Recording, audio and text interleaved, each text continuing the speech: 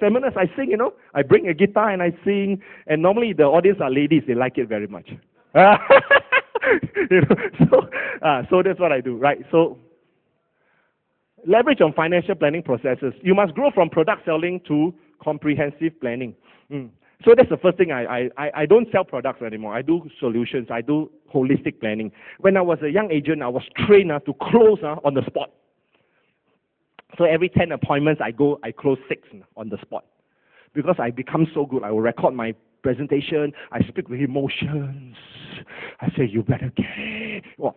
But later on, they introduce all those rules, right? KYC, file notes and all, right? You cannot close on the spot. Today, I changed. I don't want to close on the spot. In fact, I got this person who was a vice president of an insurance company. He was referred to me, and he wanted to buy a child education policy. So I went to his house. I presented a child education policy from another company, because the other company was better than his company.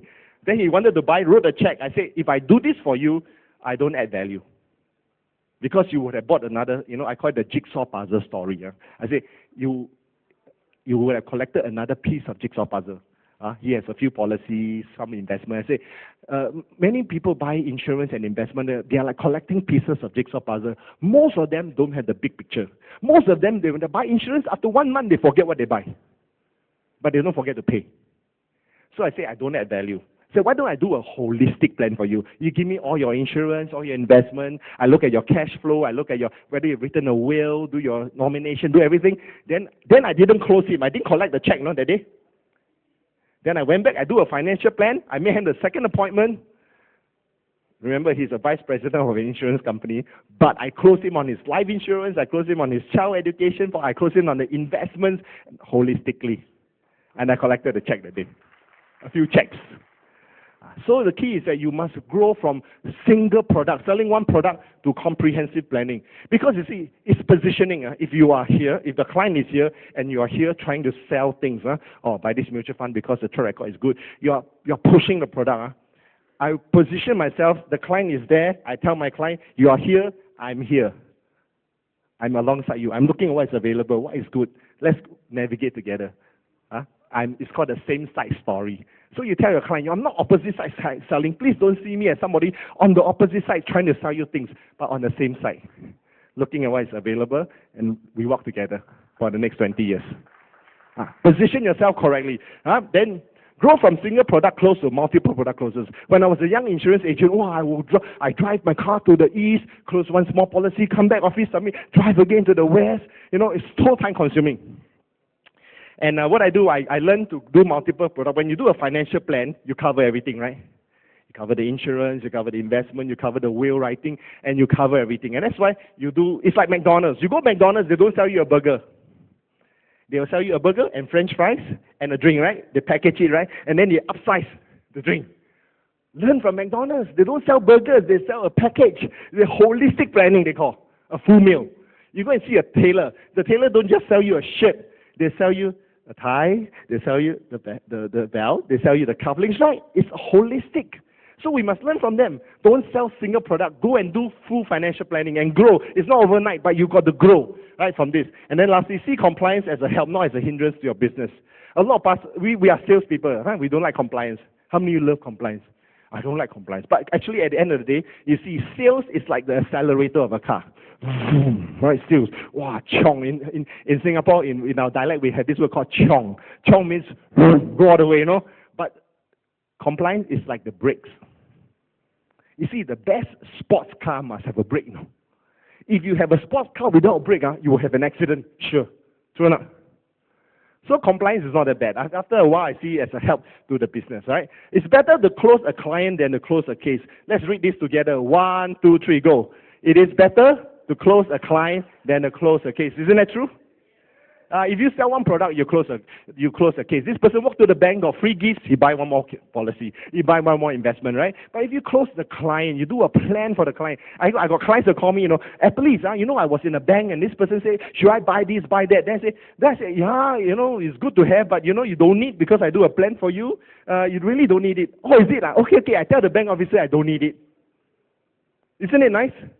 When you position yourself as the advisor, and the clients go to any place, see something, come and ask you. So that's the way, right? That's the way, the future that you have to go. Then leverage on staff. Okay, I got 3 staff to help me, because I'm not good at paperwork. My staff do paperwork, I do people work. Okay, so my wife is the main staff. She's the only one in the office that can say no to me, she's the one. So then I have another staff that do submissions, underwriting, follow-up, and client servicing, data entry. So I employ 3 staff. I do, I still send birthday cards to clients. I sometimes call them and sing them birthday song. Happy birthday to you. You do this, do. You cannot sing, never mind. Sing out of tune, never mind. Sing out of your heart, can already. Okay, and then they say, thank you for remembering. Actually, I don't remember. I have to use my calendar. Right, so you got to do this. You know why you need to have staff? Slowly, when I first start in the business, 5 years, OMO. OMO is one-man operation. Then I employ 1 staff, 2 staff, 3 staff. Then my business, my AUM grow, and I need the staff. Because when I pay a staff 1 hour, how much? Hourly rate. When I see a client, you know how much I make? And I'm not going to be in the office filling up forms, right? That's wasting my time. Secondly, if you employ a staff, you will want to work, because I remember when I employed my first staff, I remember I was at home. Then I was telling I have to pay her $50 a day. If I don't go to office to work, I wasted $50. So I better go to work. So actually having staff compels you to work. Really, because you're paying cost now, So so it's important to have staff. That's how the business grew. Frank Sinatra doesn't have to move pianos. He doesn't. Frank Sinatra come to the stage, right? He doesn't shift the pianos, adjust the mic. He just say, "I did it my way." He just sing. That's Frank Sinatra. So you are Frank Sinatra.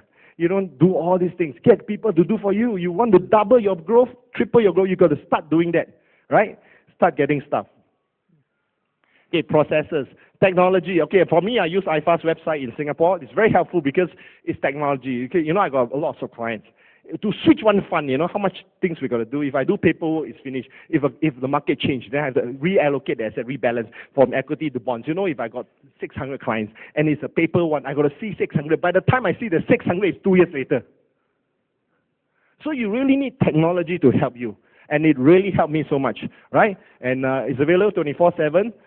It's password enabled, which means the client has a password. Log in, he can do the switch. I create the trade, the client do the switch. Agreed to it, and he logs in. That's very useful. Okay, so we are in a high-tech, high-touch business, yes? High-tech, high-touch. Not just high-tech or just high-touch. You must be both high-tech and high-touch business. Okay? Place, Okay, currently about 50% of my clients see me in my office now. When I first started, I go everywhere, north, south, east, west, drive, close one case, close one case. Today, I ask the client to come to the office, and sometimes I'm like, financial doctor. The client wants at 7 o'clock, 1 8 o'clock, 1 9 o'clock. So sometimes the client come in, they sit down, they wait, they take queue number. That's 50% of the clients. So this has grown, right? The next piece is profitability. Do people pay you for what you do? Financial planners have the best job in the world. This is from the newspaper in Singapore. Okay, they have the best jobs in the US. You know why? You know why they have the best job? Now, let me look at the worst job first. Okay, the worst working environment in the US is the President of the United States. Yeah, the most stressed job in the United States is the President of the United States. And I don't know why, Obama, after he became a president, 6 months later, his hair turned white. You saw him? Right, so it's a very stressful job. But we have the best job in the world. Give me a smile, man. Hey, give yourself a hand. You have the best job in the world,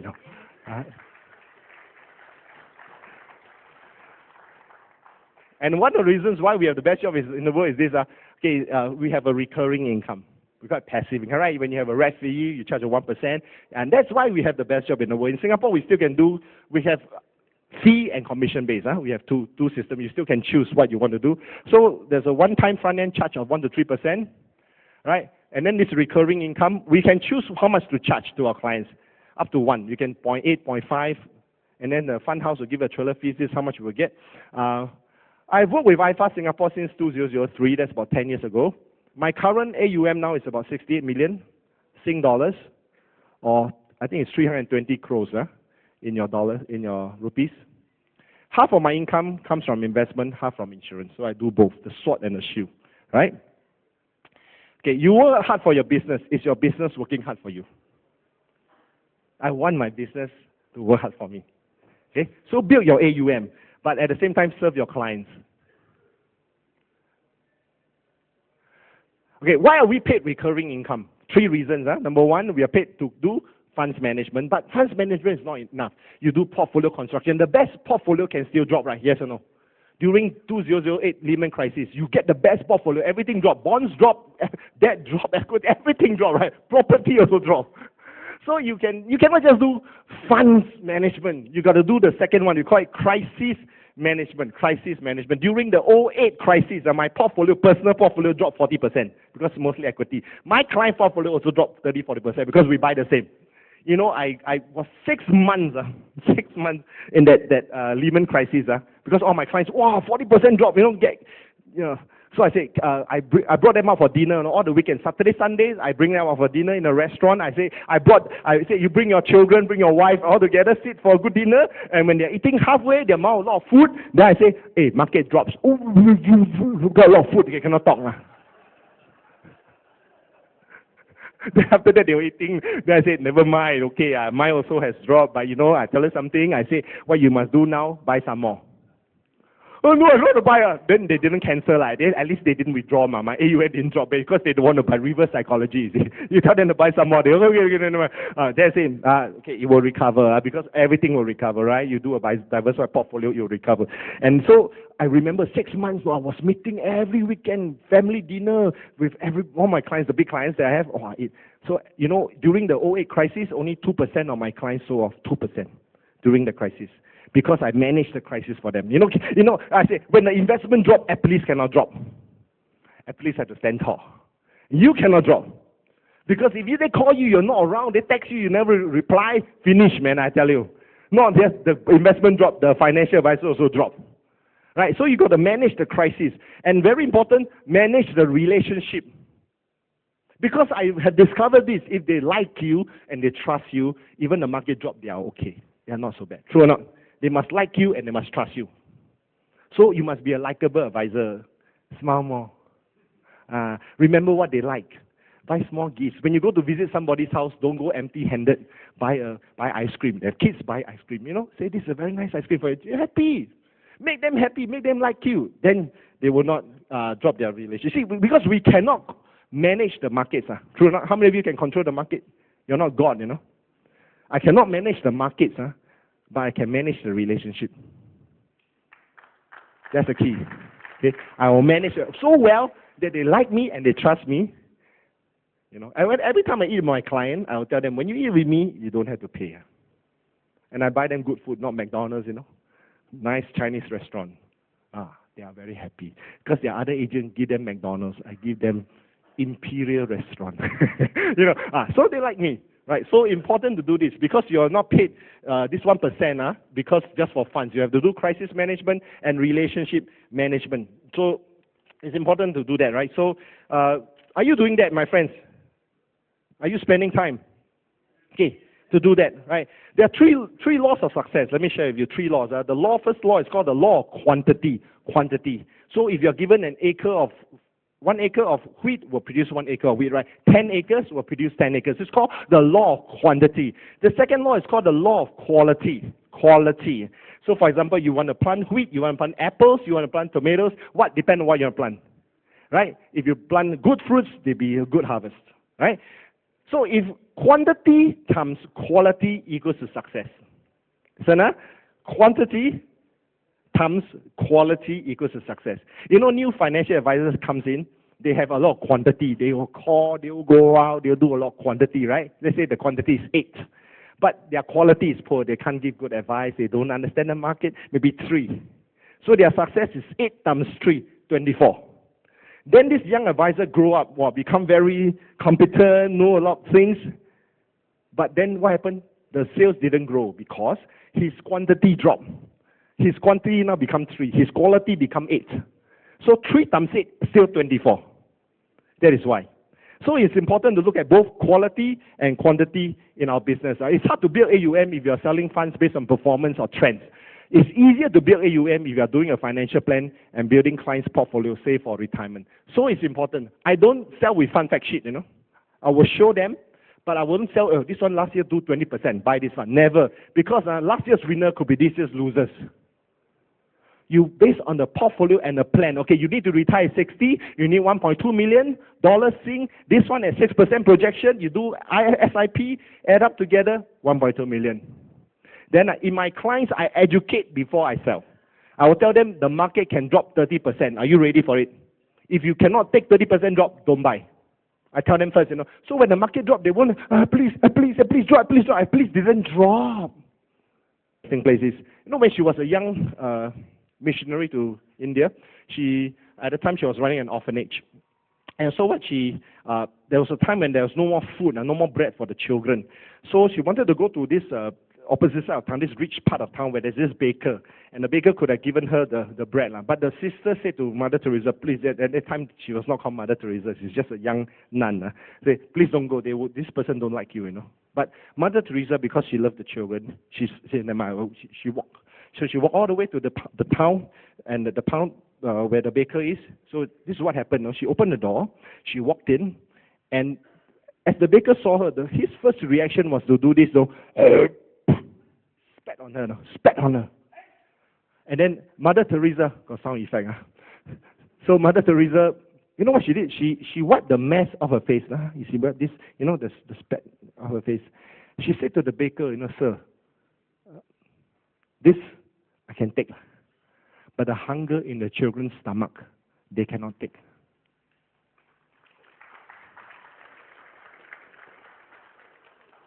And why she do it? Because a woman of passion and a woman of purpose. And you and I have the ability to affect clients' life and future. Do you know that? Whether you give good advice or not, whether you fly by night or not, whether you give your heart out to your clients or not, you affect lives and families. So remember, you must know why. A life in which anything goes will eventually be a life in which nothing goes, yes?